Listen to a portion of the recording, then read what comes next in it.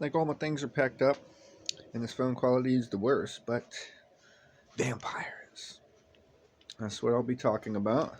Sorry for the awkward camera angle, too, because no matter how I put this, the camera is in the corner of the phone, and it makes it very awkward. Like I'd have to look like this for it to be a straight view. All right, we're going to discuss some of the arts of vampirism, how to do them, what to do, what not to do, blah blah blah. Friend inspired this one, wanting to know a few little things, So let's get to it. I wonder if I can make this tighter. I guess not. All right. So to describe vampirism loosely, it's the art of taking in and expelling deliberately energy, whether from people or plants or the earth or the stars, to deliberately channel, take in and ingest and enjoy, or discharge and enjoy energy. When overfed, like to excess, it produces bliss. When underfed, it produces anxiety, anger, etc. Everyone, in my opinion, is a vampire, to put it simply, because everyone is breathing all day long. They're taking in and they're expelling energy. And we're all much more interwoven than you might like to believe. That being said, some take advantage of it, do it on purpose. That's why you might feel absolutely exhausted just talking to certain people on the phone, like almost immediately. It's not that they're saying or doing anything bad. They haven't said anything to trigger you, but oh boy, is it taxing. Now, whether on purpose or on instinct, that other person is feeding on your energy. As you sit, a willing participant to it. Now, on instinct, in some vampire covens, yes, they exist, uh, there's an awakening, if you will, is when you come into using your powers and awareness, your gifts, your knowing this kind of art. But to force awaken somebody, there's like all kinds of passages on this. It would be your responsibility to take care of whatever they end up doing with it. But how to force awaken somebody to get them to become vampiric, say, and have to start using the arts, is you feed on them to the point of near death. This can be done with the aid of poisons and food and stuff as well, but it can also be done just energetically. And you feed on that person to where they have such a dire need for simple survival that basically their spirit latches out and draws very strongly from its surroundings. Then they have no choice but to start kind of interacting and to feed that hunger, right? All right, now here's before I even discuss a couple methods of feeding, I want to say that feeding on starlight will make you feel drunk. Why do you think they call it moonshine? Fun stuff to think about. Feeding on people is dangerous. Should give the warnings first, right? Feeding on people is dangerous, but an excellent source of nourishment. It's true. Now, your senses will warn you if you should not partake in a meal. Uh, you'll know. You'll get an inkling. If you choose not to listen to that feeling, that's up to you. You ingest poison all you want. Word to the wise also, if you're feeding on people's energies, you're feeding on the drugs that are in their system. I made a little game out of it at one point to try to find out what drugs each person is on coming in and out of the courthouse. You will be able to, when I was on probation at one point, I also used vampirism to be able to smoke pot without smoking pot, say. You could just feed on someone else who is, especially if they're a willing participant. Isn't that how it all works? So, now methodology. Imagine as if you're breathing through a straw.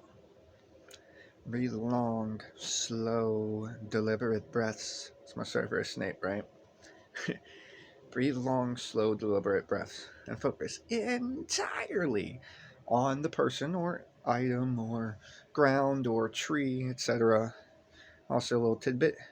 You can, it becomes much more symbiotic. You should try your first times doing this with things like trees and feel what it's like to be strong and sturdy before playing around with shit. Also, know the more that you open yourself up to this, you're getting used to taking things in, and if you're allowing things to pass subconsciously and you don't have a good idea or sense of yourself, that's where the whole soulless thing comes into play. You're pulling in other people, and you don't want it to be like just with the void of you. So don't play around with people too much if you don't have a good grip, a good grounding, a good foundation. Breathe as if you're breathing through a tube, and you're going to feel it in one of two places. You're going to feel it in your solar plexus, right at the top of your stomach, or you're going to feel it through your throat. You might even find that if they have a lot of iron in their system that you'll taste almost as if blood in the back of your throat while doing this. And just take several long, deep breaths. You'll get better at it over time if you aren't already, and a lot of people are instantly good at it, because a lot of people already are pretty awakened, so to speak. Whether it be just like emotionally or what, they're constantly discharging their emotions and then absorbing after out of necessity after the fact, right? After they've broken down. How better it would be then to do it deliberately. You might also want to add visualizations, but feeling is much more important. Visualizations, though, might help people get into it, right? And you can imagine, I already gave you like, as if breathing like a straw. You could imagine a long tube or something like that. You could imagine one of my favorites is as if Venom. Venom was Stan Lee's representation of psychic vampirism, basically. Feed, you know? And he would engulf motherfuckers whole within his shadow self and suck them in, eat their life force, and spit them out. And his method, another one he did was the tentacles, right? The long, stretchy, symbiotic ink, right? Being able to suckle. Vampiro, too. He would have like suction cups on the tips of his fingers, which is why you're supposed to be wary of interacting with strangers, letting people put their hands on you because you're making an interaction with that person. What if that person is doing something a little extra intent, a little extra on purpose? So you could use extra visuals if it helps you get into it, and breathe in along that tube. I should have also said you should get used to shielding yourself or thinking of purging techniques, like after the fact to cleanse unwanted, undesirables. You could take a ritual bath, a shower. You could go through the Reiki way and go down your chakras and down your body, taking the time to just really manually inspect every part of yourself. I guess that's it, really. It's pretty simple. I wanted to add, here's some fun stuff too. Yeah, like making different topics here. The myths. It's a good one, right? The myths of vampires. Okay, garlic. I fucking love garlic. Where that comes into play is only if it's blessed by a priest. And the priest has to be non-corrupt. That priest also has to have faith and really believe in himself for this to work, because otherwise it's just garlic. It has to be infused by the wizard. So, garlic doesn't hiss away vampires. Stake to the heart would kill anybody. So there's that. Let's see here. Another Hollywood sham magic.